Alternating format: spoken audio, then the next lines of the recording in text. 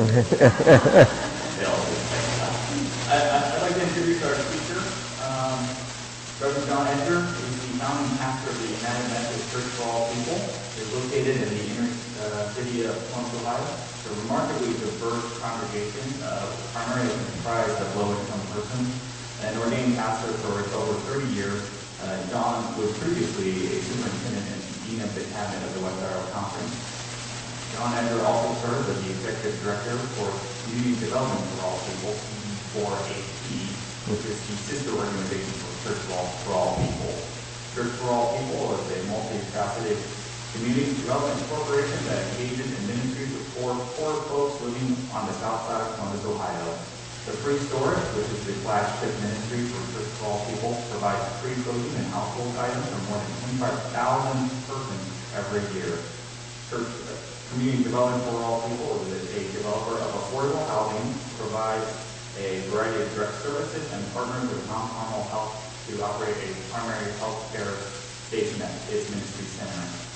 Reverend Edgar has a master's of divinity from cum laude from Harvard University and a bachelor's degree in sociology magna cum laude from Miami University. John Edgar. Okay.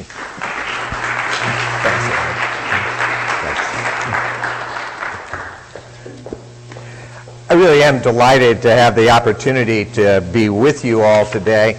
And as long as you can hear me, I'm going to come out from around the podium here. It's not that big of a room. Can folks in the back hear me? I hope. Okay, great. What did you say? Yeah, right. Appreciate the help. That was good. As the introduction indicated, I'm a pastor, and that's where my training has been. And then along the way, across a whole bunch of experiences, I become increasingly involved in issues around outreach ministries, but then actual community development and what it means to strive to transform a community from a faith-based perspective. So what I want to do in this session is to give an overview of some key principles that we believe are helpful, quite frankly essential, for doing faith-based community development. And I'm going to do that by weaving it in with some stories, illustrations from our experience on the south side of Columbus. The one challenge with this is I look at the room, I think there are at least a third of you, if not more, that have been in some setting where I have been presenting before. We teach a couple of the classes for the seminary related to engaging in ministry with the poor. So my struggle, which hopefully I will handle well, is to not bore those of you who have been with me before, and then also not skip over so much that for folks who, this is the first time it's my privilege to be with you, that it just won't make any sense because I haven't connected the dots. So I will attempt to balance those two things as we go. So to start with, as was even mentioned in the introduction, our journey is basically we created something called a free store. We then launched a church, and from the church created a community development corporation. So a couple of just quick images, and then we'll move beyond this quickly. We started this free store in 1999. At that time, I was a district superintendent. I was simply looking for a way to create a point of unity and focus for local mission. And so I supervised 78 United Methodist churches, and we came up with this idea. We'd run a storefront on Parsons Avenue. It's an inner city neighborhood on the south side of Columbus. And we would ask everybody in our churches to donate gently used clothing and household items, and then follow those donations into this neighborhood and begin to build relationships that would get people outside of their comfort zone. Well, this thing took off in ways, quite frankly, we'd never really anticipated. And so now, 15 or so years later, there are about 150,000 different folks who have shopped in the free store. To put that into quick context, Columbus, Ohio is now the 15th largest city in America. It has 750,000 residents. And so statistically, though some of these people came at different times, 1 out of 5 folks who live in Columbus have shopped in this free store at one time or another. We distribute about $2 million worth of merchandise each year, which allows people with very little disposable cash to use those financial resources for other things. And so it's a reinvestment into the community through a direct service. Well, after we've been running the churches for a couple of years, we realized this thing was not only working in the sense that lots of people were coming, but people kept coming back, which was really its intention. And so we were able to form relationships between people who were shopping and volunteers and gradually just people hanging out in the community in general. And so from there we launched the church. And the United Methodist Church for All People that was chartered in 2003 is in fact the most diverse United Methodist congregation in the entire Midwest. Its diversity is defined in two ways. It's half white, half black, like the community. And that makes us a bit unusual among United Methodists, sadly. But what makes us nearly unique is that this congregation, 2 out of 3 members live below the poverty level. And that does make us fairly distinctive in United Methodist circles. Then from the church, we almost simultaneously then launched a community development corporation. And again, as was mentioned, it's called Community Development for All People. And this wheel with the circles around it is intended to just give some sense of the range of activities that we're involved in. So we started with the free store, affordable housing. We do a number of things related to health, and I'll talk more about those later. We do run a training center for folks from around the country who are interested in this style of faith-based community development. And then we have other kinds of after-school programs, a thing called Celebrate Recovery that some of you are familiar with. Loaves and Fishes is a daily lunch program, and then we're in the process of working with the community to take a vacant school building, 60,000 square feet, and there's $12 million pledged, and work begins, and it'll be renovated as this pretty remarkable community center on the south side. So those are some of the kinds of things that we do. And then what I want to talk with you about today is a notion that our efforts in community development can truly generate transformation so that we are constructing what we love to talk about as a front porch to the kingdom of God. And for us, the reason we coined that phrase is we very much believe, first of all, we're United Methodists, so we believe in the mission of our denomination that we are to make disciples of Jesus Christ for the transformation of the world. And so we've been looking for images about, well, what does that transformation look like? And we like this notion. Well, when the world is transformed, it becomes a front porch to the kingdom of God. The whole kingdom may not be here yet, but we can at least get onto the front porch, and life will get better as we make that journey. And then for us, and this is one of the main things I want to emphasize this morning, even if it feels a little redundant to some of you who have been with me, but it is for us the springboard. All successful ministry is asset-based. And for some of you, I hope by now that's like, well, of course that's true. And for others, I think it is a fundamental shift in thinking that without this shift, it is really difficult to have much lasting impact that builds over time. So what I want to do is, and I can do this, I think, very quickly, just rehearse the basic concept of asset-based community development. For those of you who are familiar with this, you're aware this is a school of thought that developed 20, 30 years ago. Some folks, John McKnight out of Chicago, John Kretzmann, and others, began to do some writing, formed an organization that normally is now just referred to as ABCD, Asset-Based Community Development. You can Google them. They continue to produce a number of resources. And at its essence, their concepts, and we're big-time disciples of this, can be reflected in some ways as simple as this one slide, which is one of the ones they like to use. What they are saying is there are 2 ways to look at our world. We can look at what's going on around us in terms of what are the needs, which is a very traditional style, particularly in social services. I don't know how many of you ever fill in funding applications for groups like United Way or other things, but so often funding applications begin by a needs assessment or state the need. What is it that needs to be done in your community? Well, the problem with that approach is that immediately you move into a kind of a negative mentality, or at least it's the danger. You begin to focus on what's not in your community rather than what is in your community.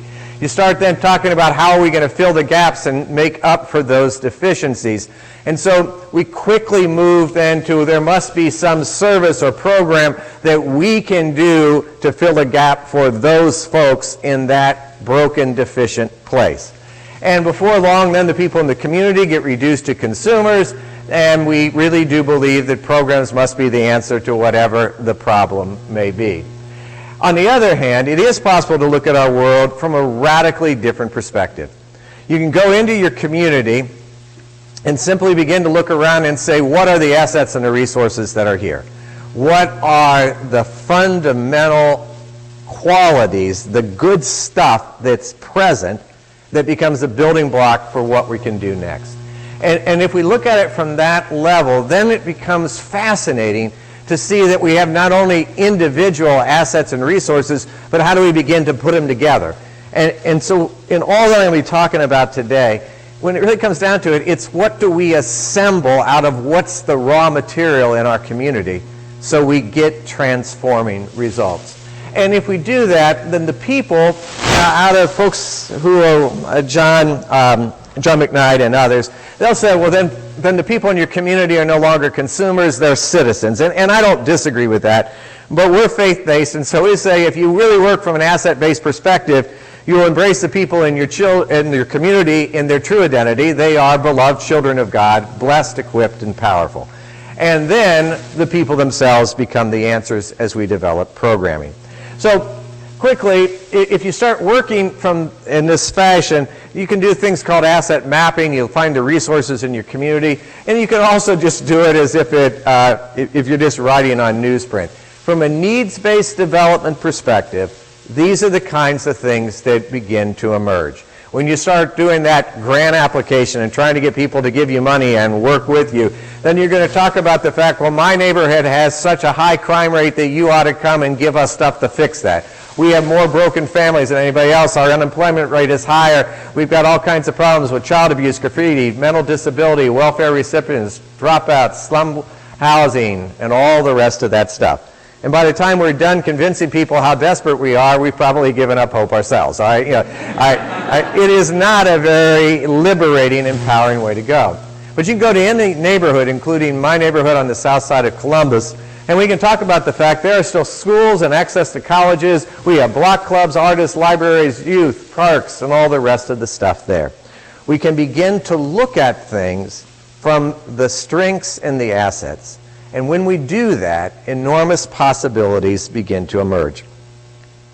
As I've been doing these kinds of presentations more and more, just recently, in the last several months, I've come up with one more way of talking about this that I think is working, so I'll test it out on you. And it's simply this. I want you for a moment to think about any ministry that you're part of that's working. I mean, just pause for one moment, just get something in your mind, some ministry that you do or you know about, and it's doing good stuff. And then here's my question. If you mentally deconstruct that ministry, in other words, if you reduce it to its components that make it work, here's what will happen 100% of the time. If you deconstruct any successful ministry, you reduce it to its assets and its resources. You cannot reduce a ministry to its needs or its deficiencies. I mean, it just can't be done. I mean, literally. If you're actually doing something, you've assembled stuff and you put it together and things happen.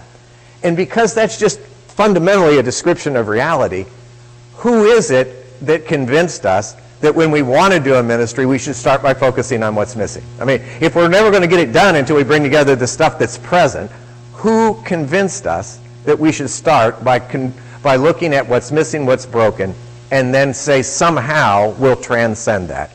If we start on the positive, then it matters. And for some of you heard me do this before. The other little quick image, because they love this thing as the glass half empty or half full in teaching asset-based community development.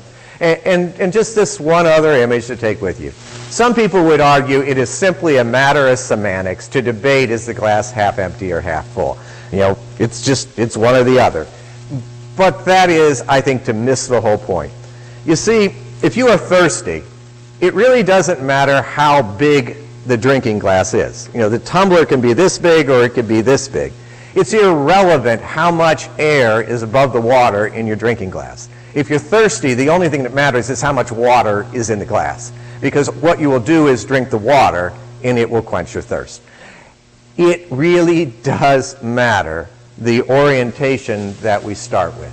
If we stick on the left side of this page, we will always be playing catch up. We will always be looking for somebody else from the outside to come and rescue and fix what's broken. And yet this is what we do again and again and again. We got to get to looking at our communities from the other side. So that's the fundamental thing for us. Then the one other little building block, that again is review for some of you, is that we're faith-based. And so we're really committed to these concepts of asset-based community development, but we also look for language that works with a theological grounding. We want to be able to put some God talk into what we're doing in our own community as we're about this. And so the language that we have coined at Community Development for All People and the Church for All People is that at the same time we say we want to build a front porch to the kingdom of God, we believe that we can get that done because we will participate in God's divine economy of abundance. And so I want to, again, as a building block, just take a little bit of time to explain what we mean by that. Now, some folks, when they hear us talk about a divine economy of abundance, they think we're talking about what is sometimes referred to as the gospel of prosperity, which I have to tell you I really despise. But in my version, the gospel of prosperity is that God will bless me if I do 3 or 4 things that God wants me to do. I do those things and then I get a Cadillac, okay? You know, that's not what we're talking about. I mean, it just isn't. All right? Our notion of a divine economy of abundance is that God ordered creation itself to be good and abundant, and we as humans have messed it up. All right? We believe that scarcity is simply a consequence of human sin, that the underlying reality of the universe is abundance. And what that means for us is that we can return to an economy of abundance in our own communities if we simply practice generosity. In other words, if we give the best that we have, no matter how meager it seems to us, God will take it and multiply it. That's our fundamental belief. Now, part of the reason that we're so convinced that's true, and I won't dwell on this time, but it's this free store we run. You see, we've been running a free store where everything is free, and we allow anybody to come through the door on any day and shop that wants to. And we've been doing this for a little over 15 years, and we've never had a single day when we didn't have the shelves filled when we started with stuff to give away. In fact, any of you who've been in our building know that the fundamental challenge in running our free store is not getting stuff to come in, it's having enough people to sort it and organize it to get it to go back out. Our free store shopping area is about 2,000 square feet, and our basement has 6,000 square feet that is filled from the floor to the ceiling with bags and boxes of stuff yet to be given away. And so it's out of that lived reality that we came to this notion that abundance really does exist, and generosity is what brings it back into focus. And in another occasion, we could do this as a Bible study, for everything from creation to the image and the end of the book of Revelation. God started with abundance, returns to it, and then there are those wonderful stories in the middle. My favorite is the miracle of multiplying the loaves and fishes, where Jesus takes one kid's lunch, who, by the way, is given to him by Andrew. You know this story? Andrew gives the lunch and then immediately moves to deficit thinking. Remember this part? He has one lunch and says, yeah, but what good is this with so many? You know, but Jesus takes the lunch, multiplies it, everybody's fed, there's more at the end than there was at the beginning. If we take what we have and share it forward, God will multiply it. So that's the basic principle under which we are operating. And so for us, the more we've lived into this, the more it has also become a very personal, even kind of existential journey. And what I mean by that is, the issue then becomes, what do I have that I can invest in where I have passion and can align with the hopes and the dreams of the people around me? And if I'll give the best that I have, and if the others who also say they care about it will give the best that they have, then we can transform our community. See, for us, the only fundamental flaw with this free store is, what are people giving? In general, they give the stuff they don't want to begin with, right? I mean, they just do. Because it's mostly middle-class folks, and we get stuff at Christmas we don't know what to do. In fact, my wife and I had this saying just among ourselves: is that, we really don't worry about getting stuff we don't want because we have a free store. We just throw that stuff right down there. But for us, the journey, the transformation for us has been, what if we learned the lesson God was trying to teach us to begin with, which is generosity triggers a return of abundance. And if you give the best instead of what's just left over, it's pretty remarkable what can occur. At least that's been our experience. So, as I then move forward into, what does this look like for us, I just want to highlight a couple of key things here very quickly. And then we're going to, in fact, you can start it. We're handing out a little sheet because you have to do a little work with me here because I want to prime the pump. But on the screen, these simple concepts. There is a divine economy of abundance. We are surrounded by assets.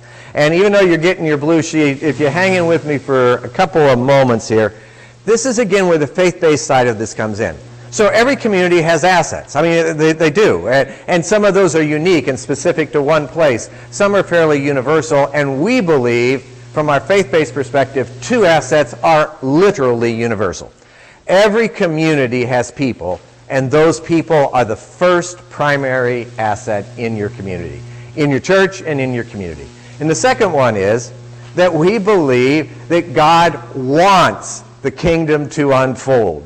The Spirit of the living Christ, whatever images you want to use, that divine force is present in yourself and in your community, and it works for good.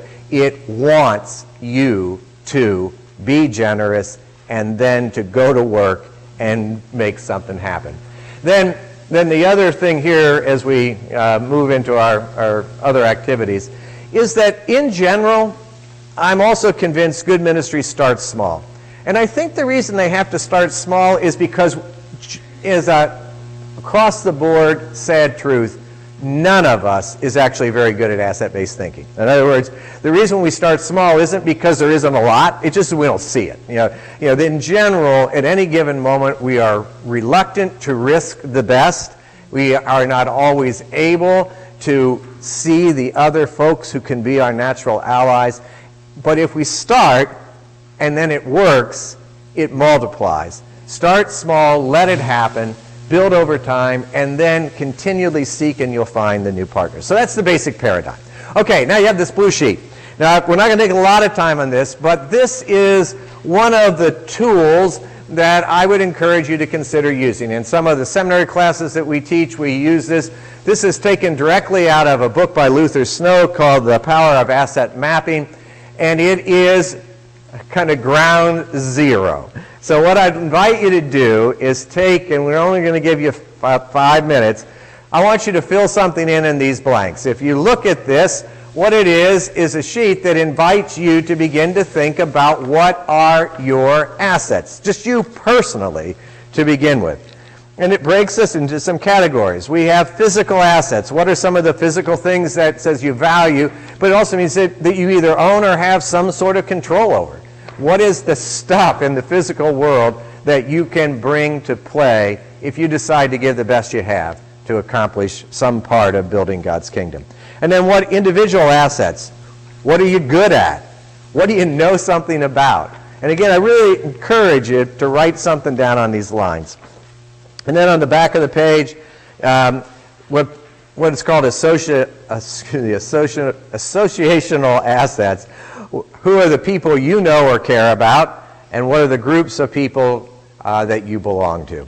And then it moves further outward to institutional assets. Where do you work or volunteer? And then what are your economic assets? So I'm going to give you, just a few moments, but play with me, please. Write something down on the lines. You are a wonderful, empowered, beloved child of God.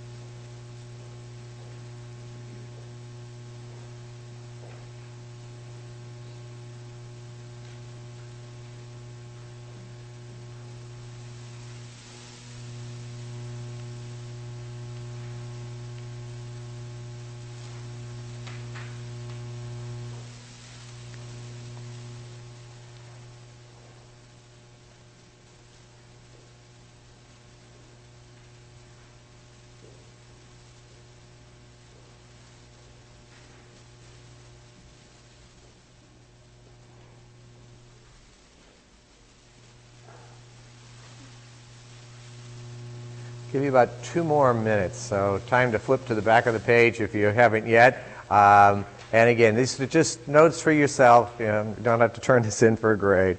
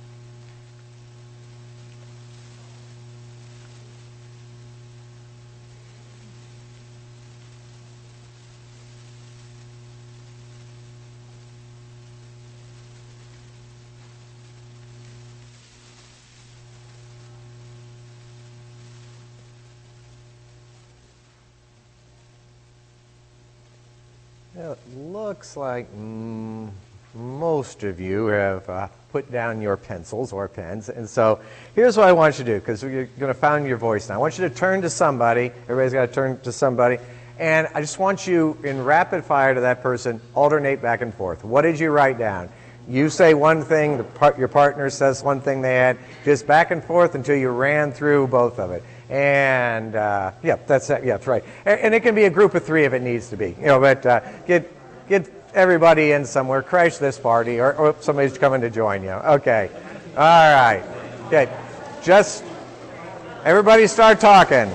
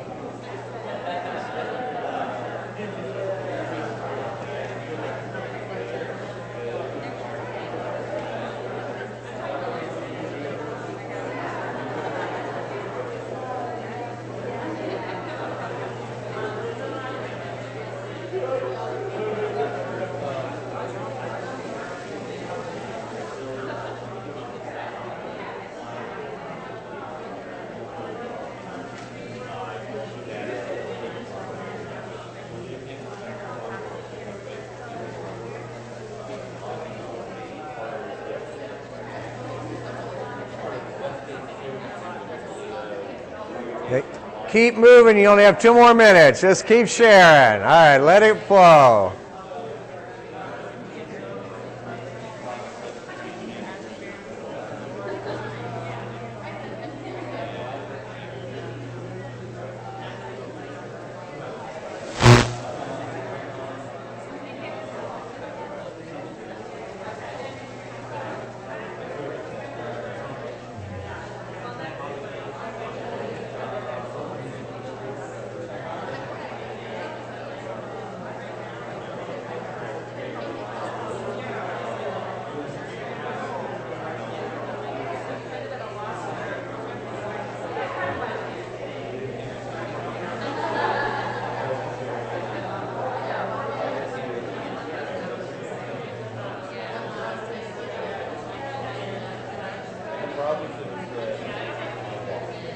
All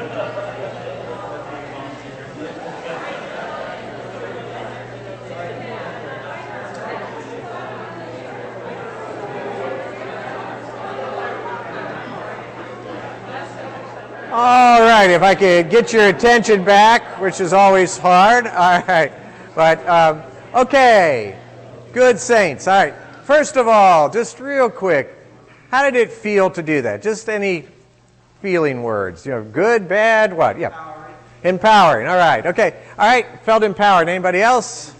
Insightful. Disclosing. Okay, all right. Okay, anybody else? Yeah. Okay. All right. Yeah. So things that are similar, and that's encouraging. And for those of you that ended up talking to somebody that you at least vaguely know, anybody hear something you didn't know about that person before? I mean, just something that it was new, right? All right. Well, here's the thing. What I want to suggest then is that we're going to play a couple of real quick little exercises of this that are very brief. First of all, I need a brave volunteer to tell me something that you have passion about and you're dreaming that you believe would be really cool for your church or your nonprofit to do that would help build on the front porch of the kingdom of God. Let's be real brief, but just something, some dream you have. All right, in the back. Oh, yeah. Yeah.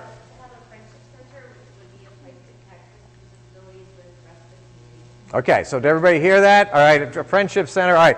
Now, in this game, which is only going to go for 3 or 4 minutes, there's only one ground rule, which is we now all pretend we live in her community. Okay? All right, in Lori's community. All right. Everything else about who you are is still true. You just live there now. All right. So, now Lori, say it one more time because the question now is, what do you have that you might be able to contribute to help with that dream? All right? Okay, that's the question. So one more time, the dream. The dream is to have a friendship center that is a place for persons with disabilities of all ages to come and meet, and for people in the community to also connect with persons with disabilities. All right, so be creative. Do not be shy. You don't want to ruin this for me. What do you have that you could contribute to that dream? Or what did you hear your partners mention? What is it that's something that you might be able to contribute to that kind of a dream? Mm-hmm. Storytelling.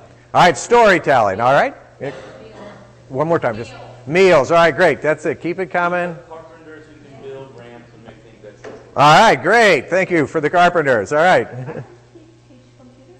All right, awesome. I can teach people who may not be comfortable. I was a public school teacher in Marshall, people with disabilities, and help people be more comfortable that want to get out of their comfort zone. All right, awesome. Oh, actually, that was really cool what you said, because both you could, because I missed it at first. You could do things to help people overcome, but people who want to get out of their comfort zone, you could help them make sense of that and get comfortable with being outside their comfort. Anyway, that's a good idea. Anybody else? What do you have to offer? Yes? Children's ministry too at my church, and we organize events. All right, events for the kids. Yes? I'm bilingual and speak Spanish and teach Spanish. Cool. All right, awesome. All right. Good listener. Good listener, yes. It's good community connection. Okay, all right. Might be able to have people come in. All right, yeah. So you know people who can get stuff done. All right, great. Anybody else? David and I can do creative sports and games. All right, creative sports and games. All right, all right. All right. Well, we'll pause then, but I hope you get the point. Now, here's what I want to say. Just hold these images, and then I want to go back for just a moment here. Whoops, I went too far. All right. Now I want you to remember, or envision, but for most of us, sadly, this is remember.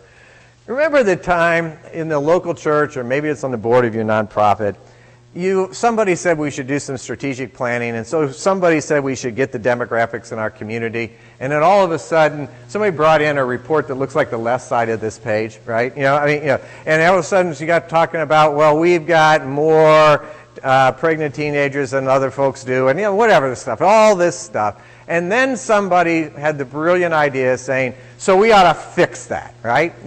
And I don't know about you, but I've both been the pastor in that. In other roles, I've been the bad consultant years ago going in and doing that stuff to people, all right? that doesn't produce much energy, does it? In other words, in what we do when we start with what's missing and then move to what we should do is that nobody's particularly empowered or impassioned by it. It just doesn't work. But if we move in this other direction, and if you start with the folks in leadership in your church or your nonprofit and ask people to set themselves free and simply say, what are you good at? What do you like to do? What are your personal strengths and assets? You'll be amazed at how it changes the entire game. It will work. That much I'll promise you. And so if you're here today, and I'm not saying it's where all of you or even most of you are, but if you're here and part of your presence is a lament that I want to have things happen, but I got this church council that says, but we never did it that way, and then said, well, that the finance committee will say there's not enough money, or whatever stuff happens. If that's part of your lived reality, I would really encourage you to convince whoever you have to, we should do this in our church council or our missions committee or the board of directors of our nonprofit. Set people free to begin to think about their own strengths, their own assets, because then it immediately then brokers the next question. If we have all those abilities just in this room, what is right outside the door if we'll just go ask folks? So as far as I'm concerned, the basic concept to be able to develop initiatives, to do community development, to change your neighborhood, is to connect individual assets and passion then with dreams of where you want to go next. Because the other part of this is, what are we hoping and dreaming for? If you want to really begin to practice asset-based thinking and development and action, part of it is to change the language. Way back in the fall of 2002, when we were launching the church and getting ready to launch a community development corporation, I was what's called a district superintendent, and the bishop gave me 90 days to launch a church. And which wasn't a lot of time, but we'd been building relationships for 3 or 4 years at that point. But what I did for a bunch of that time, I went every day. This free store was open, and it's just open 3 hours a week, 5 days a week. So 15 hours a week for 12 straight weeks. I went and I sat in this little hospitality area in the free store back then, and I did this over and over and over again. If people would sit with me, I would tell them, I have a dream. I really believe that it would be awesome to form a church out of this place that would be for everybody. And I would begin to paint pictures of what that looked like for me, what it meant to be inclusive and to make a difference. And then I would stop and I would say to people, what are your hopes? What are you dreaming about? What is, now the fancy word, I didn't always use it, is, but what are your aspirations? I never ask people, even once, what do you need? All right? But because if you ask people what they need, you're asking them to revert to what is deficient and what is missing. Again, it may seem like semantics, but you ask people what they're dreaming about. You ask people, what are you hoping for next? And then if you'll share your hopes, if you will unveil your passion, you'll be amazed at how other people will either be attracted to you or will be set free to share what they're looking for as well. So I want to pause for a moment. Just we're going to do more questions at the end, but is there any part of what I've said so far that either really resonates or causes distress that you want to mention at this point? Yeah. Yeah. You have at the front of the room that graphic.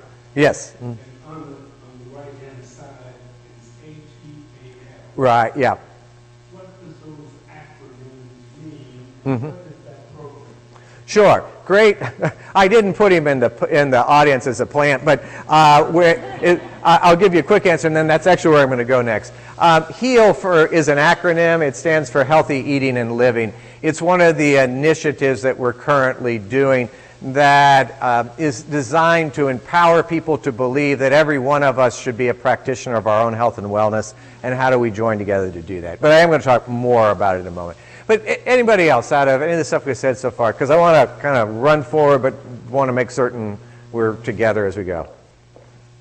I just looked at the needs and the assets and thought of the school system. Right. And we tend to think of all the needs. Yes. Yeah. Rather than all the assets the children have and can bring to the table. Yeah. And the teachers. Yep. Amen. I would agree with you. And we got all kinds of that stuff, that negative thinking going on right now in Columbus Public Schools. You know, we have, what is it, 40-some% of the kids who have failed the third grade reading test, and it is a crisis, but simply saying our kids aren't reading at grade level doesn't fix anything. Yeah, so but I think you're correct. Yes. I just think what you just said about abundance will help my nonprofit organization board to have some energy. Right. Yeah. Just what are your dreams, and invite one another to share the dreams and hopes instead of, oh, here's another meeting and here's another task. Yeah. Yeah. There's energy. Yeah. Amen. Right. Yeah. Along with staying away from the word needs, the other word to stay away from is should. You know, instead of telling people what they should do, it's inviting people, what are your dreams? What do you have passion about? Anybody share that? Yeah. Mm-hmm. That was one thing that struck me the most.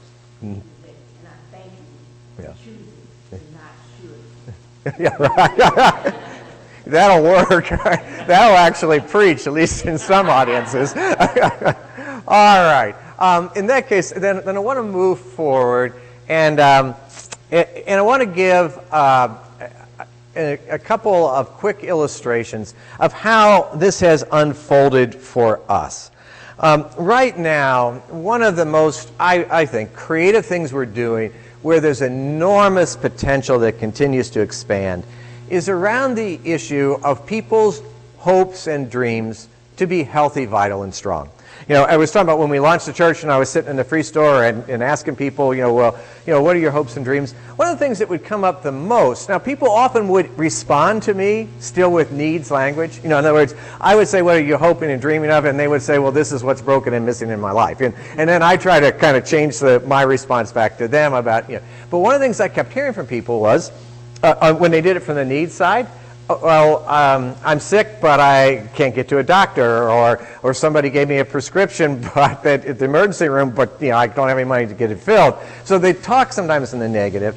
But if I drill down, if I say, so why does that matter to you? And then people would look at me like I was an idiot, which I wanted them to do, and say, well, because I'd rather be healthy than sick. I said, well, now we're getting someplace. I want to be healthy. I want to be well. I don't want my life to be limited by chronic illness or worrying about whatever it was. But it was one of the things that came up again and again and again. And so we started way back around 2002, 2003, trying to sort through, so did that resonate? And it did, because pretty much all of us that were in leadership in those early days, we liked the idea of being healthy rather than being sick ourselves. In fact, probably I can get nearly a unanimous response in the room today also. So we started small. Over time, we've gotten to the place where we're doing all these things. But what I want to say is, how do we start?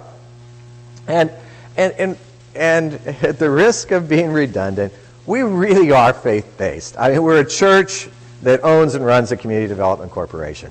And so we have this simple theory, most of you have heard it before, that things happen when you pray, they don't happen when you fail to pray. And so when we talk about what are universal assets, one of those is God's energy, God's presence. And even if God will help us without praying, when we pray, we remind ourselves of what God is trying to do. I know I'm sounding in some ways superficial, but it also really matters. If we get started and say, okay, we're going to be participating in a divine economy of abundance, and therefore, what am I going to make happen? I think we're sort of out of rhythm, before we even got out of the gate. And the other great thing about intentional prayer, and some of you have heard me before, heard me tell stories about this. Frequently, I don't have any good ideas at all, or at least I don't see how to put it together. But I always then can remember I can pray about this. I can get other people with passion together. We can pray together, and you might be amazed what can happen. So when we got started in health ministries, the first easiest thing to do was just get together with folks and pray for people's health and wellness. I mean, not just pray that, I've got pancreatic cancer and God take it away. We can pray about we want a healthy community. We want to find the ways forward. So we started with prayer, and then before long, God answered prayer through the city of Columbus. Kind of an odd concept, but it really did happen. Folks approached us from the city health department.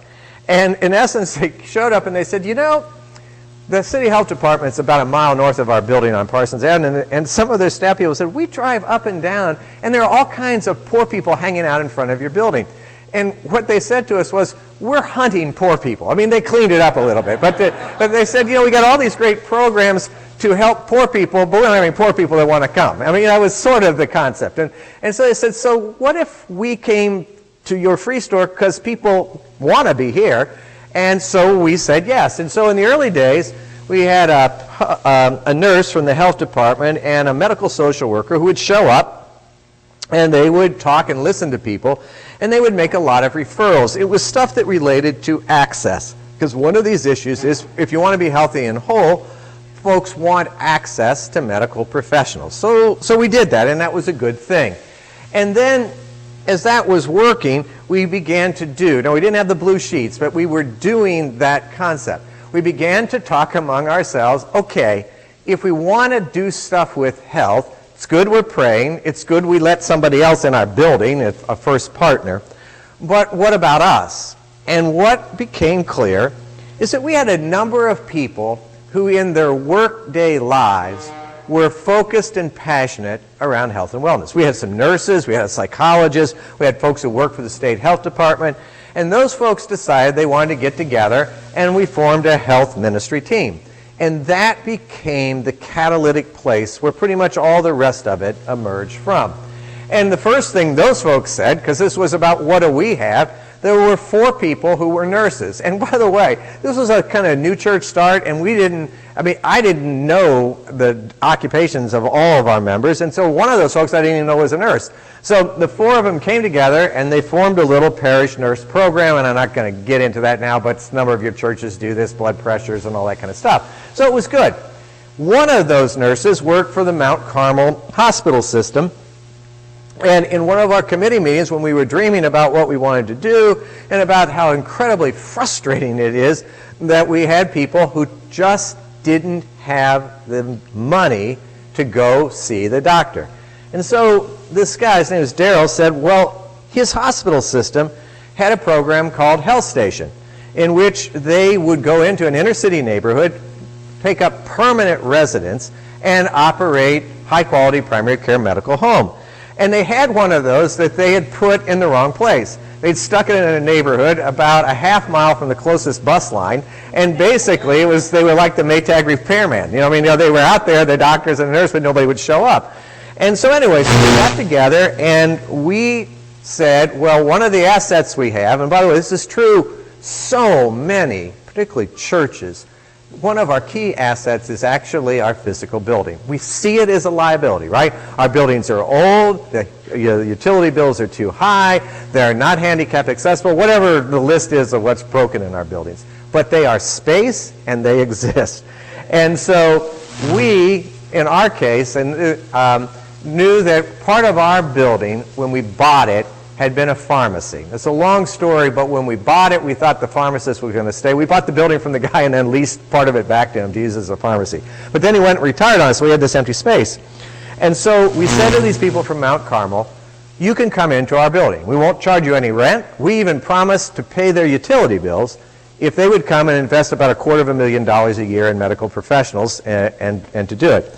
And so we did. Now, I can't get into the story now, but the other thing about it, when you start getting creative, we needed some serious money to fix this building up to do that. And at the same time, and I don't want to get on a side trip, but I wanted to put an elevator in the building so we could use the second floor that had been apartments. And when we bought the building, we didn't have enough money to tuck point the building, so part of it was falling off, and the roof leaked like a sieve. So I got with a nun from Mount Carmel who was in charge of all this program. Her name is Sister Barbara. And I said to her, what if we worked together? I didn't ask Mount Carmel for a dime, but she and I together went to other folks in the community and cast a dream. Mount Carmel Hospital comes into this neighborhood and provides free care. It's a sliding scale, but for our folks in the free store, it's free. And together we raised $500,000 on a dream of fixing up the building. So we created the space for them. We got an elevator in the building. We put on a new roof, and we tuck pointed the building. And we were off and running through a very interesting partnership. Then to keep it going, to get the money, that $500,000, we approached a group that I'd never heard of, but Sister Barbara knew about, called Access Health Columbus.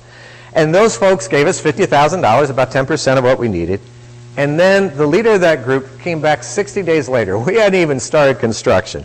And Jeff Beal sat in my office and said, I have a dream, and I want to know if you'd help me make it happen. And he painted this really cool dream.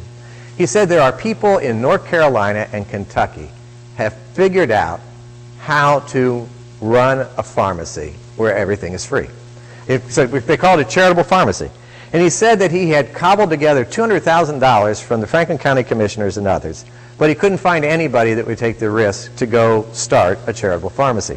And I don't know if any of you have heard me tell this story, but initially I listened to him and I said, well, that's really cool. And I said, you know, when you get it going, we got all kinds of folks that will come because, and this is true, any of you working with really hard-living folks, particularly in the winter, right, what happens? People literally begin to choose, will I pay Columbia Gas or will I fill my prescriptions? All right, so we have people that cut their blood pressure pills in half, right? They alternate the days in which they take their insulin. I mean, it's just horrible, you know, what is happening. But here was a guy with a dream. What if that just stopped? What if everybody could come and get their prescriptions filled for free?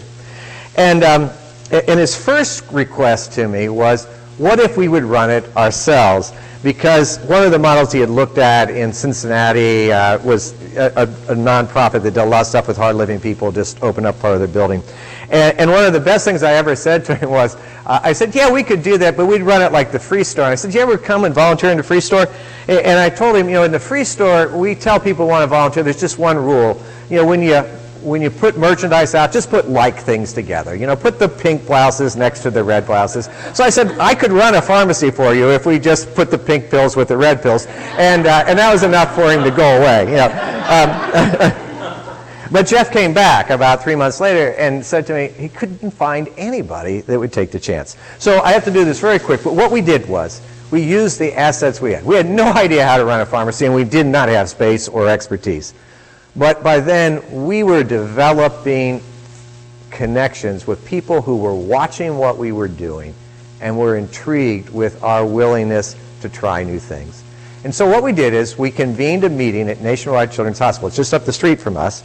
I told them they didn't have to agree to anything. They just had to let us use their boardroom, and then we would all pretend that they were supportive of the idea. You know, and so we went up there. We got the people from Mount Carmel to come. We're United Methodist, and the Methodists own Ohio Health, and so we got some of those folks to come. People from the health department came. We all sat in the room, and to make a long story short, we went around the room and we asked people, what about this dream? Is this a good dream or a bad dream? Jeff shared his vision. Everybody in the room said that'd be the coolest thing, and all had their stories about why that would be good.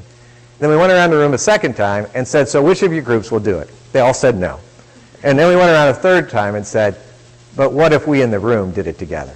And folks said yes. So we formed an independent new corporation called the Charitable Pharmacy of Central Ohio. Ultimately, we got the United Methodist Church to agree to be what's called the sole member to help with its tax-exempt status and some other things. But so we do it.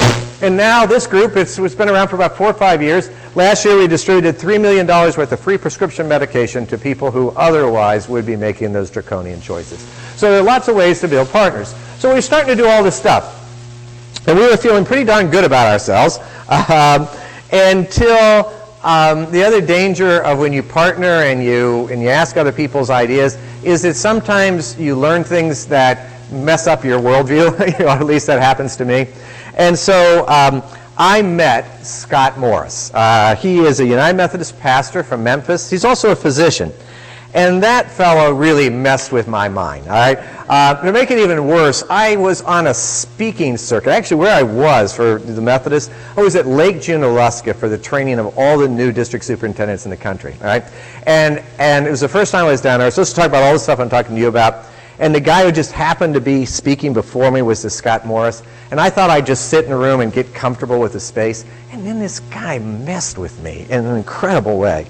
See, Scott Morris stood up there, and he said, and I may be taking too much time on this, but I'll try to be careful. What Scott said was that if you are serious about your Christian faith, how can you deny that faith and health have always been together? I mean, we're never separated in Scripture.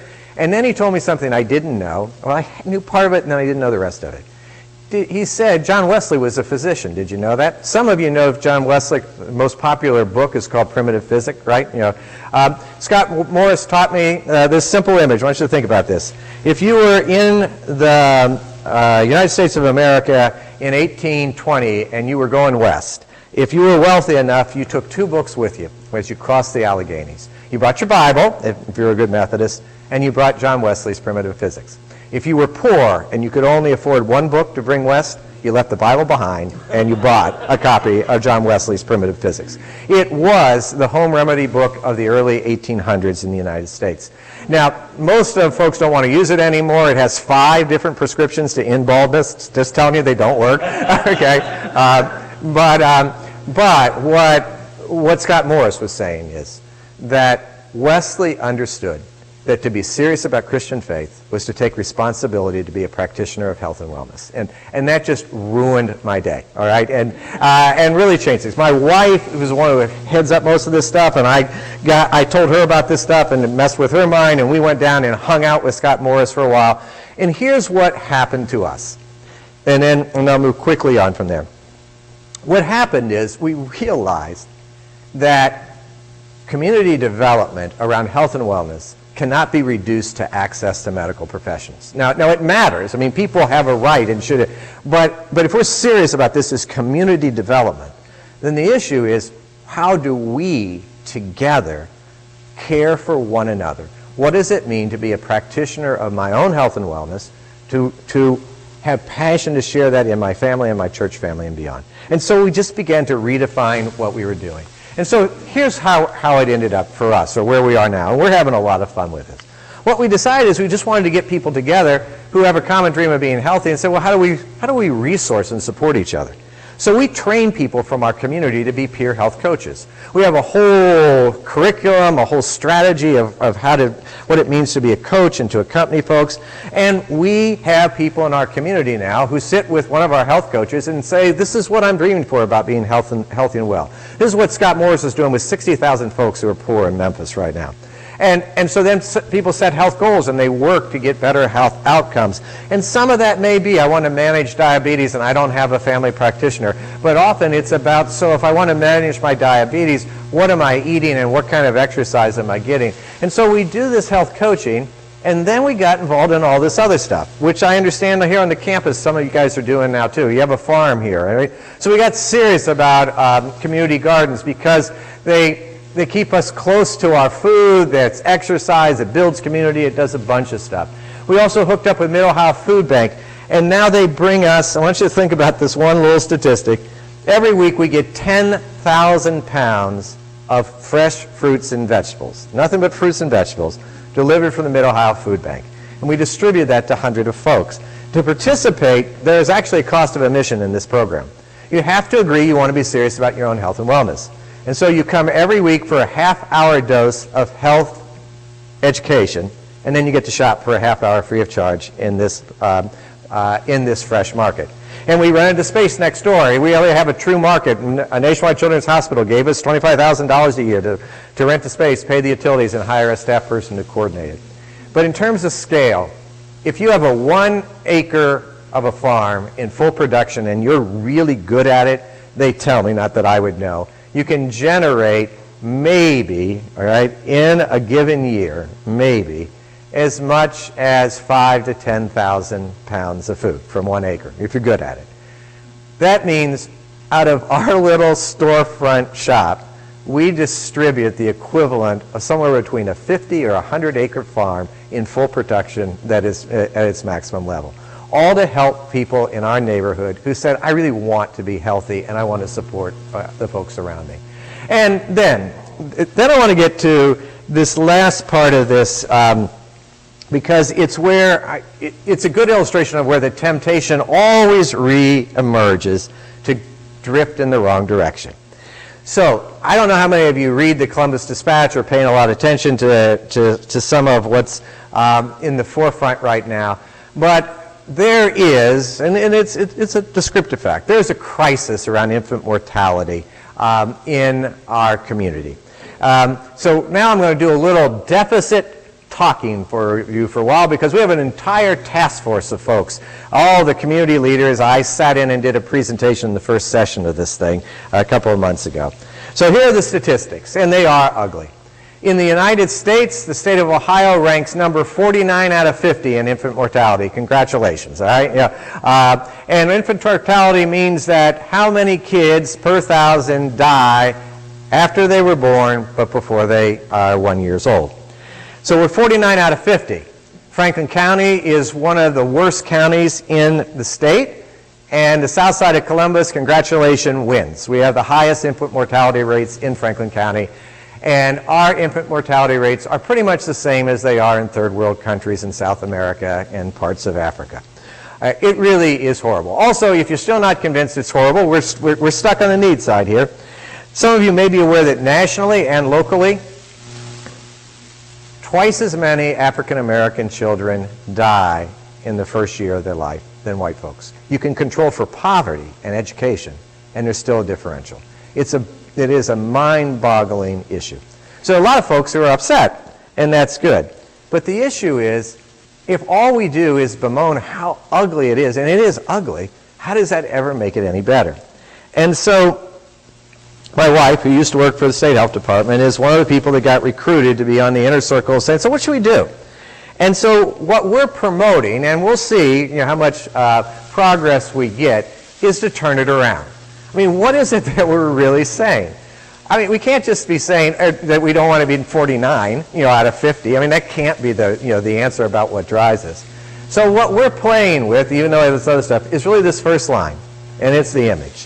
What if we launched this incredibly complex, interwoven campaign on the south side of Columbus that simply had this line: every child, every single child has a right to celebrate her first birthday. I mean, isn't it? It's just a basic right. If you're born, you should have your first birthday. I mean, it just ought to be that way. And so what does it take for us to achieve that hope, that aspiration?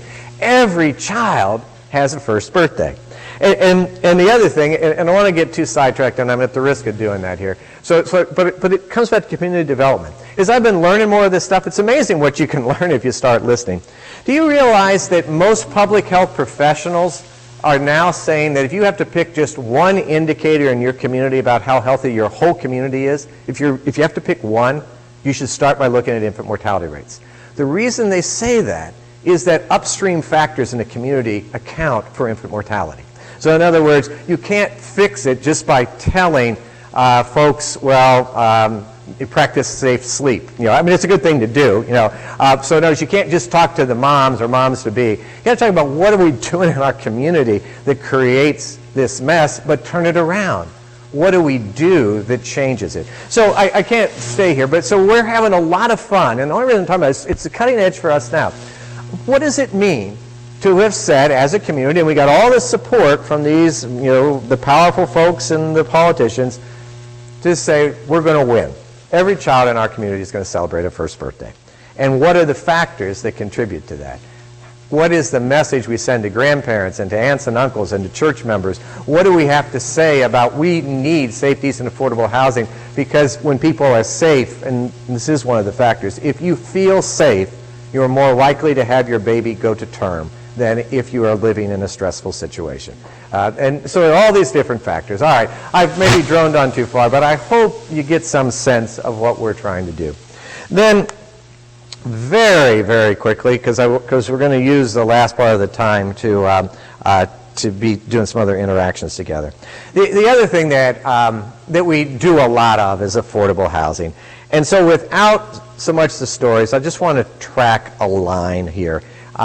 Again, that you can start small and build over time. What happened to us is that we're in a neighborhood where lots of people would come in and talk about it's blighted. There are all these vacant, blighted houses. People would talk about that. But we would listen to people and say, so what are you open and dreaming? And what people would often talk about in the early days and still now is, I want a good place to live. I want a safe, decent, affordable home. I want a nice place for my family. And so we began to think of this from an asset-based perspective. Wanted to start small, but from that perspective. So the first thing we decided was every vacant, blighted house is an asset. And we really mean that. Because it gives us a chance to have one more place where a family can move in. It gives us a chance to create one more point of light in the neighborhood. It gives us a chance, if we can figure it out, to put people to work and to reinvest in our own community. I mean, if we can pull it off, it's a really cool thing. And so we started very small. We began with prayer, and whenever I'm praying about, it's probably what I preach on. I don't preach lectionary. I was preaching a sermon on that idea I just said, what if we took the blighted houses and fixed them up and created jobs for people and moved folks from the community into the houses? And one of the people in the room that day was a person from Powell, Ohio. He'd come down to volunteer that morning, came up to me afterwards and said that he actually owned one beat-up duplex in our neighborhood, and he agreed to turn it over to us, give us the money to fix it up, and pay people from the neighborhood to go to work. So we did it. We weren't good at it. Some of you have heard me tell those stories, and that's not being modest. We really stunk at it, okay? But we got it done. We got one TV station to cover the ribbon cutting, and then somebody called me up from the Enterprise Foundation. They're the largest developers of nonprofit housing in America, and said, do you guys really want to get good at this? And we said yes. So they gave us some training. They told us how to get hooked up with the city of Columbus to become what's called a CHODO, a Community Housing Development Organization.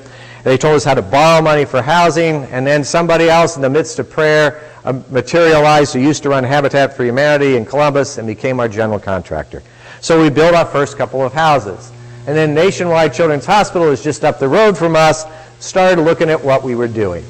At the time they approached us about 6 years ago, that building on the left didn't exist, but they decided to build an additional parts of their campus, $1 billion, and had made this decision. They wanted to be the best children's hospital, not in Ohio, not even in the United States, but in the world. All right? It was a nice goal. And they decided, the Wexner family was much involved in that, and Mrs. Wexner, I heard her say this, declared that you cannot be the world's best children's hospital if you can't figure out how to also be a world-class neighbor in your own backyard. And so they approached us and said they wanted to get involved in housing. So we formed a nonprofit with them. They put $5 million in at the beginning. They hired staff that operate out of our building. They give us $100,000 a year to strengthen our infrastructure so we can manage this. And we got started in a much more serious way building housing.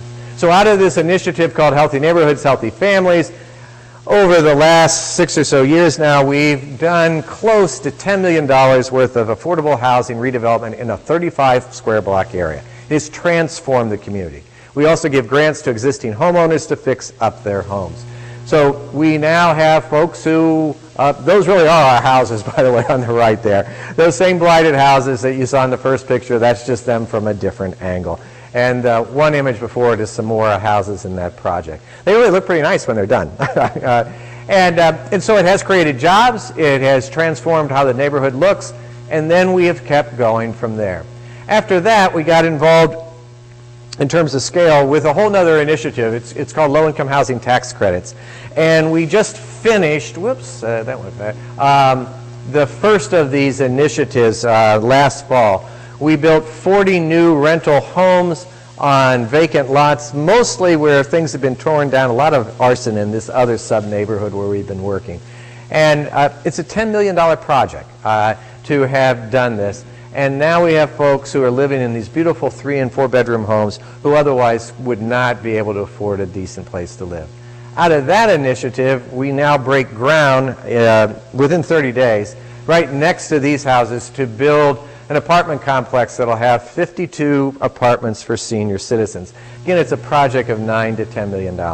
And we are in the process of pulling together a team from Nationwide Children's Hospital, Columbus State University, and some others to apply in the next round to build about 50 townhouses that'll be workforce housing. In other words, people who are in entry-level jobs at the hospital will move into these homes, and they'll receive job coaching, there'll be access to child care, other kinds of issues to help people thrive in the workplace and move forward. So all these different kinds of things. And the most recent of them is a thing called Southside Renaissance, where some of the wealthy people who grew up on the South Side approached us and said they wanted to commit to their own neighborhood. One of these is Jim Grody. He created Donato's Pizza, some of you know. Another guy is Don Kelly. You probably don't know his name, but if you've ever shopped at Polaris, he and Bob Weiler built Polaris when they were already rich. These are very wealthy people, and they decided, this keeps moving on, to commit initially $1 million of their money so we could do some additional things to help existing homeowners and to help create not only rental homes but homes for home ownership in this second neighborhood of 50 square blocks. And right now, I put it up on the screen because I'm optimistic, but we're negotiating and about to close on an arrangement to borrow $2 million at almost 0% interest, backed by these rich guys, and we'll begin to take 30 of the most blighted houses in this area, in what's called Southern Gateway, and renovate them as both rental and home ownership opportunities. So altogether, last year, and we did about $14 million worth of affordable housing. If you throw it together with all the other stuff that we do, the numbers are a little fluid, but my best guess is that we reinvested into the community in all these programs in a single year about $17 million, okay? And just one, I love this little statistic because I think it's just fun, and I'll be done with all that, about AssetBased. Our church has about 250 members. If you're really generous, you might pretend that the average income in the entire church is close to $20,000. It's not really true, but it gets close to that. And so if you divide it out on a per capita basis, those 250 folks who make less than $20,000 a year, each one of them through all these partnerships is reinvesting somewhere north of $35,000 a year into the community. There is a divine economy of abundance. People can do things that truly are impossible. We are able to have per capita, people generate well over 100% of their total income into the community. Now again, it's through all these partnerships. All right. So then, as we get ready to have some more conversation, I want to say just something about what's the cutting edge for us. I've talked a little bit about it in terms of health, but I'll tell you where I am right now. And this is stuff I don't think I've shared with any of you before. I actually believe we're at this next tipping point. I think we've been doing enough over these years where we're finally at the place where the total can be greater than the sum of the parts. You know, in other words, basically we've done a bunch of different stuff, but I think we're right there where we've got enough community support and an emerging common vision that the next horizon is to combine all we're doing so that the South Side itself becomes a truly sustainable, inclusive, and just community. Now, it's a nice idea, but here's how we think we're actually doing this. And I won't spend a lot of time with this, but it's about keeping the dream fresh. And I got to practice on you all, because, see, I got to share this with enough passion that I can get other people to come with me. So what are we saying? Well, we're saying we want a neighborhood that remains mixed income. There are all kinds of communities that gentrify, but then all the poor people get driven out, and so what? So we want to stay mixed income, we want to stay racially inclusive. It's always been the strength of the South Side, and we believe it's its future. So then I've hooked up with folks out of the Ohio State University. It's a think tank called the Kerwin Group. Have very little visibility in Columbus, but around the country, they are the leaders in the nation about how do you build a better community. I mean, that's just what they do. They get out of bed every day and they work on that. So we discovered two of those people live on the south side of Columbus. So we claimed those two folks as ours, and we've gotten that whole organization to agree to help us pull off what I had on that other slide. So to do that, we're now using some of their language. Every neighborhood needs to be opportunity rich. It's just an asset-based term that means you want to make certain there's stuff in your community that helps everybody thrive. Parks, schools, a whole bunch of stuff. What does it take so people have access and participate in a place where it is opportunity rich? I mean, Muirfield's opportunity rich, New Albany's opportunity rich, Delaware County in general is opportunity rich. So how do we make certain that we redevelop the community so there are all these opportunities for folks? And then this other phrase that I love that I also have just learned, particularly the words all put together, there's a notion I've been aware of for some time called social capital, and it's worth thinking about. Social capital is what you call the wealth that's resident in every one of us. It's just who we are, what we know, all that stuff that we were starting to put on the page. It's our social capital. And the issue is, how do we bring it together? And there are two kinds of social capital. There's one kind of social capital that emerges when you cross-blend, when birds of a feather flock together. And that's what normally happens. But these folks from Kerwin, these are the guys who are the best in this country at figuring out how to bridge social capital. And all that means is, how do you bring people together that might not otherwise hang out and help them gain strength from each other? So how do we take all these programs we're doing and make that become the outcome? Well, part of it is we want this broad continuum of housing options that we've been talking about so that there's a home for everybody. But then it comes down to this last really cool idea, which again is language that we just stole from these other folks. We want vibrant and welcoming third places. And what does that mean? So in this language, the first place in your life is where you live. The second place in your life is where you go to school, where you go to work. Where you hang out are the third places in your life. And so if we want the total to be greater than the sum of the part, if we want this diverse community to come together and create something awesome, then we have to figure out how to have third places where folks will come together. Right? And so there's a whole school of thought around this. And so here's what we're doing and why I think we are at this tipping point. We've done two things. The second is this image. First, we formed yet another nonprofit corporation because whenever we get bored, we form something new. And so we now have launched something called PARC, Parsons Avenue Redevelopment Corporation. We brought together people who actually understand commercial redevelopment, and those folks are now running a board and a nonprofit for us which has a simple mission: create vibrant third places. And if you'll allow me, I want to tell you one other God moment, because I really do think God's in this. All right. Our biggest philanthropic supporter is Don Kelly, the guy that did Polaris. All right. He's helped us in a lot of ways. All right. So I wanted to convince Don, going back here, that we needed vibrant and welcoming third places. And I wanted Don's son, because Don's 83, who runs his business, to chair the board of this new nonprofit. So I went to see Don Kelly. I was on his back porch. He has this very beautiful mansion-type home. I'm with some other people off of this other group that called Southside Renaissance that he helped form for us on housing.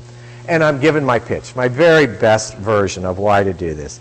Don's wife is a year younger than he is. She was in the background. She'd been serving lemonade to us. Hadn't said a word until I got to talking about this term, third places. And all of a sudden, Nancy Kelly says to me and to the group, kind of stops everything. She says, "Are you guys talking about third places?" And I said, "Yeah."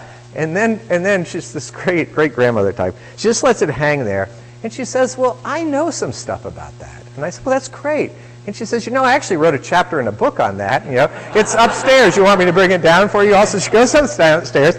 She comes down and she passes out books with the title "Celebrating Third Places." I mean, I'm not making this up. And sure enough, she'd written a chapter in the book. The reason is, this will only communicate to people who know the South Side. Nancy Kelly's maiden name is Nancy Plank. She's a Plank from Plank's Restaurant. So the chapter she had written in the book is about how for 3 generations, Plank's has been a third place on the south side of Columbus, bringing all kinds of people together. Well, the point of the story being, after that I realized I did not have a particularly hard sell. All right, Pat Kelly agreed to chair the board. Don does what his wife tells him. And we were off and running.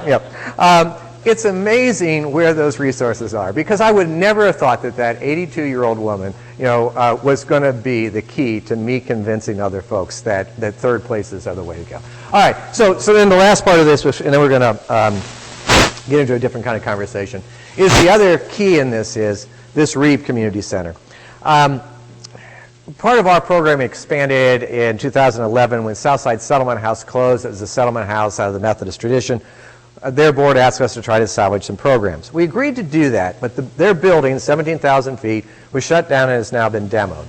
And so we have all these programs that are floating around for the seminary students. You know, we actually talk about it because I like just puzzling the city officials.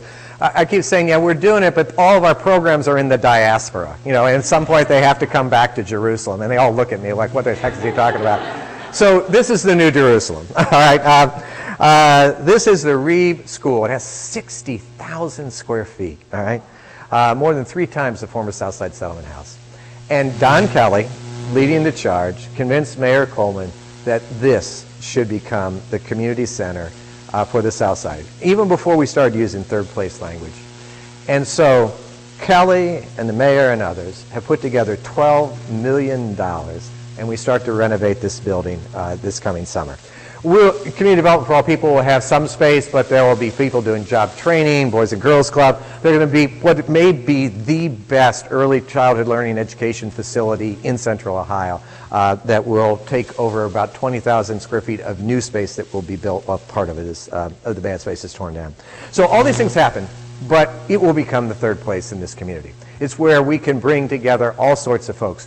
We believe we can have a child care facility that is so good that the wealthiest folks in German Village will be pleading to be allowed to have their kids there. We will put a fresh market in there that we hope will be a blend of middle-class folks who want to eat close to the ground with folks from the community that want to eat healthy. We believe there's all kinds of possibilities. So for us, that's the horizon. So having said all of that, now we're coming back to your blue sheet, and I want to shift gears one more time. If you'd pass out the other sheet here, this is a little tool that we use. This slide here just says that you have skills around your hands, your head, and your heart. It's what you worked on before. And now I want you to take a quick look at this other sheet, and then I want to open this up just to general conversation.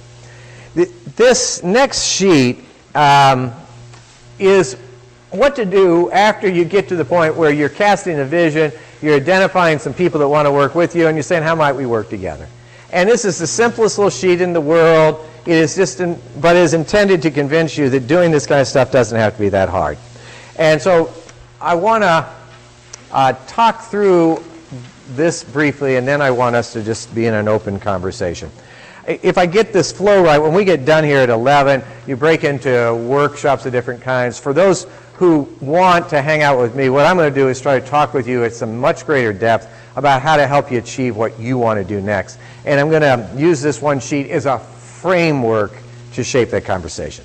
But basically, just to walk through it quickly, what we're saying is if you have a dream and you say, I really want to work at this, well, you don't make this too hard. You know, in this sheet, what's the name of the ministry you want to do? Can you describe it? And then I think there's some initial threshold questions that you need to ask yourself and ask the people around you. Get a few people together and then ask the first question. Is this dream of yours aligned with the aspirations of the people in your community? If it's not, then don't do it, all right? I mean, just flat out don't do it. And how will you know if it's aligned with the aspirations of the people in your community? This is one of those right or wrong questions. How will you find that out? Anybody? Thank you. This one was not hard. All right, yeah. Some of the other ones are hard. This one isn't. So you got to interact and ask folks. And then, how does this ministry align with your understanding of building the front porch of the kingdom of God? In other words, if you love it, people around you love it, but do you think it's what God wants? Because if you really get convinced that you want to operate inside a divine economy of abundance, you better make certain you're lining up with where God wants to go, or at least you're making a heartfelt effort at that. And then the next question always becomes, how are you personally investing your very best gifts and abilities to develop this ministry? It gets back to that blue sheet, but it doesn't stop there. If you care about something, if you're saying you want to lead the charge, so what are you going to give? What are you willing to do? Because generosity will trigger a return to abundance. And then from there, this just becomes then pretty much pragmatic. What are the assets that you currently have available and that can be used when you start? And that's the scale at which you begin. Start small, build over time. And then it's fun, it's important to say that we may start small, but we can keep growing. What are the other potential assets within the church and congregational members, or within your nonprofit if you're not working from a church base? And then after that, what are other community assets that could become partners over time? So So for us, this operates as a kind of a framework for anything that people lift up, want us to try, things that we are considering. So what I want to do now, it's in keeping with what I was asked to do, is to open this up for some general conversation, whatever way you want to take it, and seeing where your questions go, I'll kind of weave us in one or two different directions, okay? And we've got the microphone back. So any thoughts, reflections, anything anybody's courageous enough to want to share about what you're trying to do? Any of those things? Yeah. You know, as I thought about how you shared how the ministry at Church for All People was kind of unfolding, all of a sudden we come with this idea and we do that, and we get bored and we start to do this, and we get bored to do this. Did you all come up with like a 5-year strategy, 10-year strategy? It almost sounds like this ministry just kind of unfolded. Yeah. Things just kind of came along, almost kind of grassroots. Is that, am I describing it properly? Sure. There's a lot of truth to what you're saying. It is a mixture. What I would say, and by the way, the first part of the answer, and some of you heard me say this, years and years ago, I got introduced to the concept called praxis, and I love it because it fits my personality. I don't sit still well at all. And praxis, which is a wonderful theological concept, it's a notion of doing ministry, living in community, in a pattern of action and then reflection. You know, it's tied to Latin American liberation theology that actually emerged in the 1970s, Pablo Freire in his book Pedagogy of the Oppressed and other things. But so it's fancy language just to describe people like me who don't sit still well. Anyway, but the idea is, you know, follow your passion, do it with others. Even back to Pablo Freire was certainly saying that. But then start, and you will learn in the doing more than you will learn in the planning. You know, and now there's a danger in that. I mean, there is, but there's a greater danger for most United Methodist churches in the paralysis of analysis. You know, we are better off doing and finding our way forward. But what I would say also is, at our best, our dreams are, and still now, always 2, 3, 5 years in front of us. In other words, we're always still talking about what we're dreaming about and allowing that to get shaped, molded, you know, rehearsed and redeveloped along the way. At its best, it is organic, which is, I mean, I love these terms that legitimate the stuff that we do. You know, oh yeah, organic development, which does mean we didn't plan a whole lot and it just happened. You know, and so, you know, so I like that one. I like praxis. And the kind of funny thing is, the other answer to your question is, the bigger that we've gotten, you know, we now have about 20 staff people and lots of very creative arrangements in which we don't pay a number of those folks for being with us. We now, you know, just last year, and it's kind of interesting, because of the housing stuff we're doing, one of the groups we work with on these massive housing deals now said we should get better organized. So they gave us a lot of money to hire some professional consultants to do strategic planning. So the answer is, we got a great strategic plan now. And, you know, we'll see how much we really follow that in a linear way. But for us, even that, we had to sit with those consultants and kind of explain, well, we're going to do this asset-based, and we got this whole thing about passion and a divine economy of abundance. And so we had to do a lot of negotiating to get these folks to come in and work with us within our terms. So it's a mixture, I think, is the best answer. But I would say that particularly at the congregational level, if you have a congregation and you're dreaming you want it to be different, I would not bury your time, you know, in a lot of complex strategic planning. I would be strategic, but I would be strategic in trying to get laser focused, find some people with passion, and then invite them into the dream and say, how do we start small and learn as we go? Yeah. Clearly, that's how we have been able to draw in other partners. People have to see what you're doing before. I mean, nobody would have given us $5 million for housing if we weren't already doing a few houses. I mean, yeah, come on. Yeah. Other folks, yes. You talked about planks. Yeah. I mean, we're aware of the South Side's tradition in restaurants. Yeah.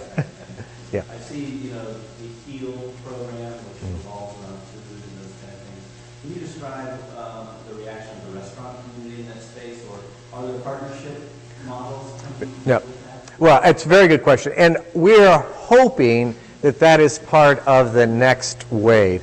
A year ago, we redeveloped another part of our building that had been an apartment into a full-scale commercial licensed kitchen that we can use for demonstration and cooking classes and other things. And that's one of the ways in which we're trying to entice restaurants and chefs to come and do stuff with us. I mentioned we do these doses of health education for people who want to shop in the market. Some of that is that we bring chefs in and they'll cook upstairs, and we have this video feed downstairs and folks can see, and like your system here, you can even mic it so people can interact. And we also take people upstairs and do cooking classes. So it's an area we're trying to further develop. Another thing that, I don't remember who all I was talking about before we started, but as another side little thing that I'm just involved in on the edges, we formed another not-for-profit corporation called Urban Farms of Central Ohio, and we have people who are really passionate about reclaiming sort of abandoned urban land is urban farms. And so we're working with Mid-Ohio Food Bank on that and others. And so it's a zone we're trying to explore more. In that project, we want to sell what we're producing into the organic restaurant bandwidth. I mean, you know, that kind of thing, North Star, places like that. Yeah. Yeah. We have time for maybe one more question. If there's one out there. Okay. Yeah.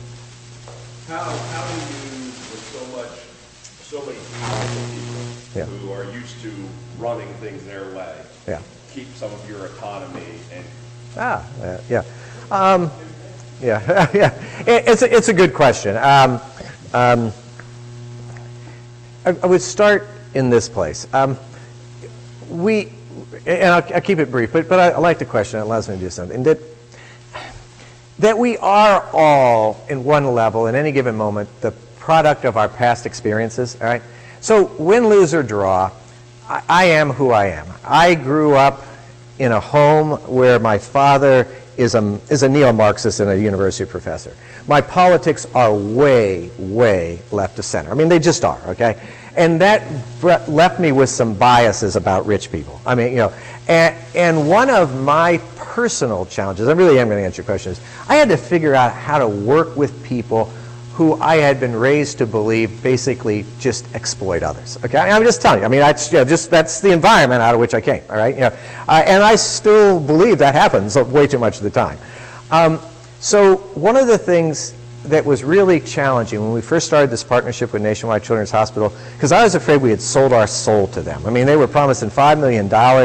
I was taking $105,000 a year to strengthen the infrastructure of the organization, which meant if they pulled it out, we would be in serious trouble. And I was really suspicious of these folks. I mean, Abigail Wexner was the chair of the board, for crying out loud, but what I discovered in that one set is that the CEO of that hospital, David Allen, is actually a very good man. He's a physician and he cares. And then the thing that surprised me most, the guy that I work with all the time is their CFO. I mean, he's just a money guy. And yet this guy loves seeing this neighborhood improve. So I had to get my head turned around to try to figure out what was the point of connection with those folks. And then to stay there.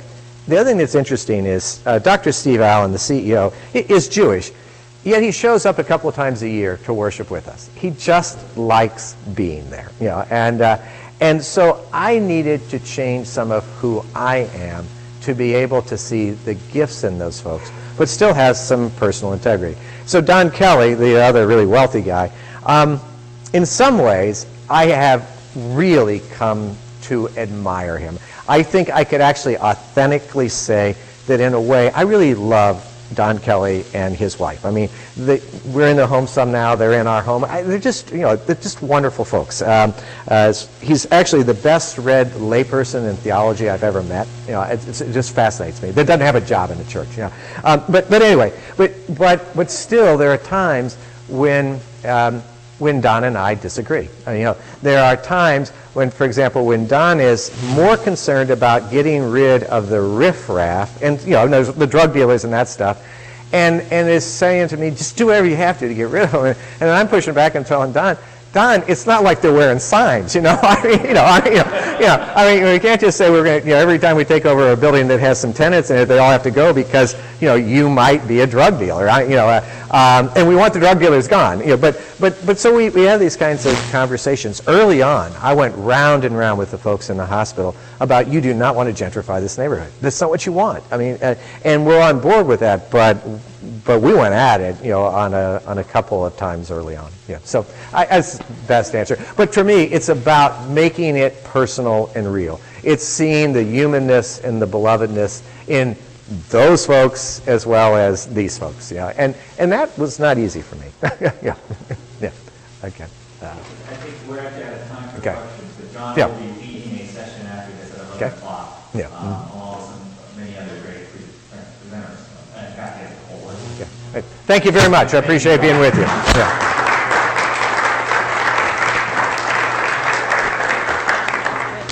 Thank you.